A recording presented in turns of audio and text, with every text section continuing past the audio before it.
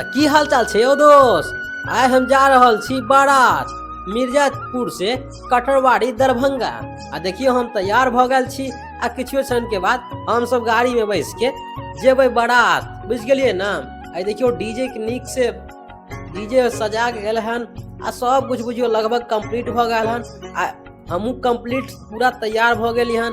ई या लड़का के घर, चंदन भाई जी के घर। देखियो घरों के बुझियो नीक से सजेलक हन, नीक से लाइटिंग के व्यवस्था केलक हन। जेना लगे है कि लड़किए के शादी है, लेकिन ई लड़का के घर है।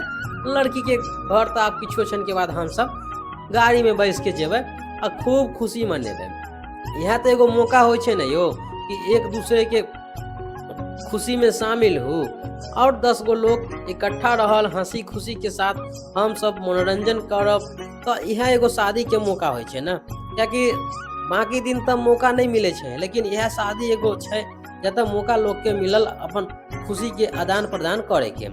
आ सब कोई बुझो तो बड़ी हम सब वेट करे छी। आ जखने हमरा सब देखे या तो तुरंत कहे छल कि यौ नरसिंह जी वीडियो नहीं बनेबै। झट से हमरा याद आ जाए छल। हाँ तो ई देखियो लड़की वाला के घर छे आ खूब नीक बुझियो सजेलक हन, बहुत नीक हमरा लगल।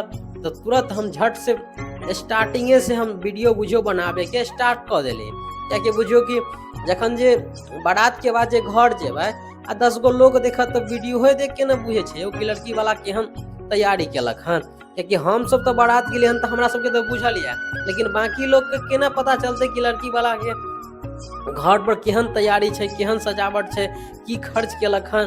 तो यह सब देखाबे ला बुझियो हम वीडियो बना ले छी। आ खूब नीक यहाँ पर देख सके छी कि आतिशबाजी चल रहल छे, फटाका खूब फोड़ रहल छे।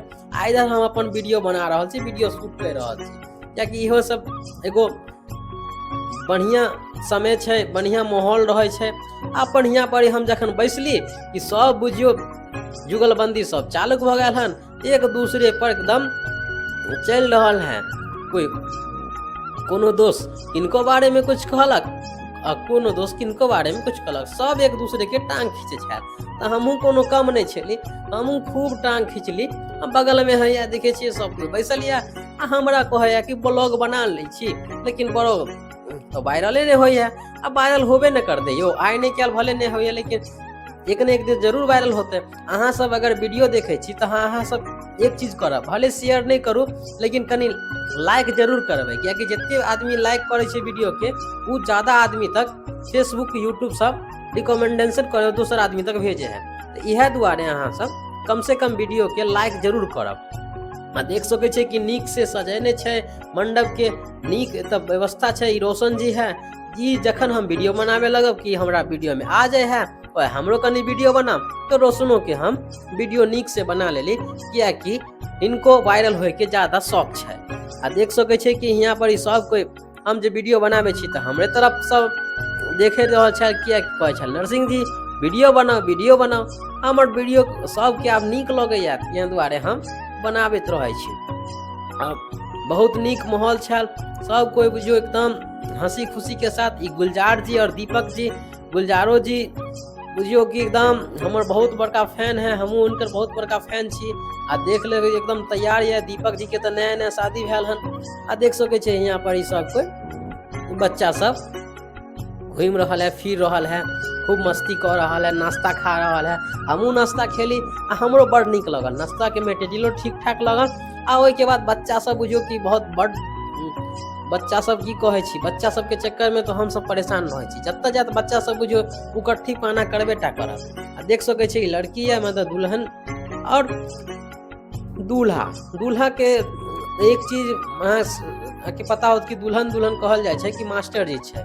तो दोनों के जोड़ी बुझो एक नंबर या, मास्टर जी और मास्टराइन जी, मैडम जी और सर जी, एक नंबर बुझियो जोड़ी है। और बड़ नीक हमरा सबके तो बुझियो काफी अच्छा लगल, नीक व्यवस्था छे, काफी अच्छा हमरा सबके स्वागत मिलल, वेलकम कैल गेल लड़की वाला के तरफ से। आ काफी नीक बुझियो व्यवस्था छे। तो हम सब तो बुझियो पूरा जाय छी कतो तो यह सब देखे छी, वीडियो बनावे छी, घूमे फिरे छी।